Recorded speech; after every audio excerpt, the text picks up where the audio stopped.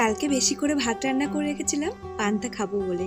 সকালবেলা আমি পটল ভাজা আলু ভাজা দিয়ে ভাত খেয়েছি, আর ছেলেকে পান্তা ভাতের সঙ্গে আলু পটল ভাজা তো দিয়েছি, সঙ্গে দিয়েছি 2 টুকরো পনির ভাজা। সন্ধ্যাবেলা তিনজনে মিলে বাজারে ছেলের এক স্কুল ফ্রেন্ডের কাল জন্মদিন, সেই উপলক্ষে গিফট কিনতে। তারপরে ফেরার পথে বিরিয়ানি নিয়ে এসেছি রাতে খাবো বলে। পরের দিন সকালবেলা ছেলেকে ব্রাশ করে নিজে খেয়ে চললো গ্যাস অফিসে।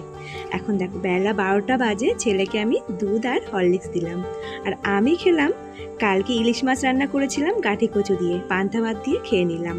তারপরে স্নান করে আমি এখন রেডি হচ্ছি।